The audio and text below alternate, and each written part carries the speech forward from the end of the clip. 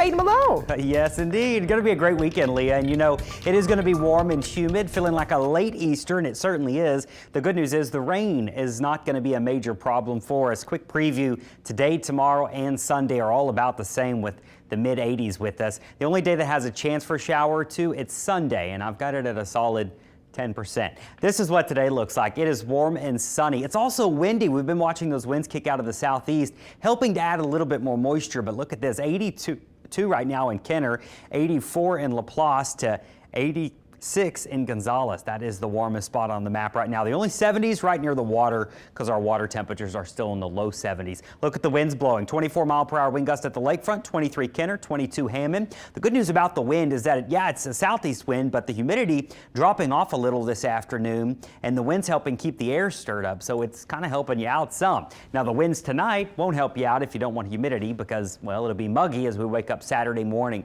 Here's your Saturday forecast. For the Crescent City Classic tomorrow morning, lining up before 8 o'clock, we'll be in the low 70s, clouds and plenty of humidity. Those winds will be gusty as we go throughout the morning, and then we're topping out in the mid-80s again for your Saturday, but it looks like we'll be on the dry side.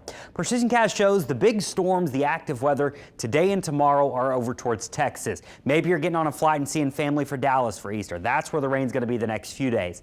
But as we get into Sunday afternoon, see the little green specks? That's our 10% chance rain. It's not a big deal. Once we get into Sunday evening and Sunday afternoon and Sunday evening, we'll see a bigger chance for storms northwest of us and quite a ways away from us.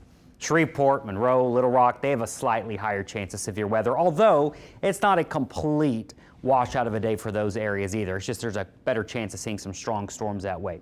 Our chance of rain, though, does look to increase next week. I'm pulling my hair out trying to figure out the forecast for next week. It's very difficult to pinpoint which days could see a better chance for rain. The general thinking is the range is 30 to 50% will be your chance for rain each day from Monday, Tuesday, and Wednesday.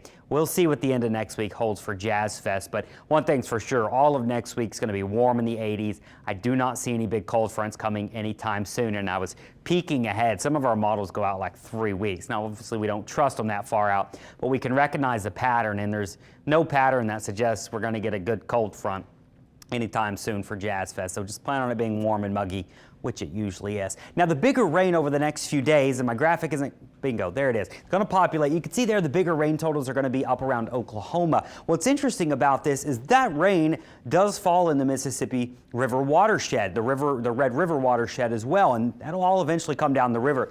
So before that ever gets here, the river's already swollen. We're at 13.3 feet this afternoon. The forecasted crest is still around April 27th. By the way, the Army Corps said they're going to start testing opening it just to make sure the operations are working on Monday. So if you're out there, they're going to start working on testing it on Monday, and then should they need to open it, would it probably be at some point next week, although they haven't decided for sure. And I think the river's going to stay swollen well into May, especially with that additional rain up around Oklahoma, heading towards the Mississippi River too.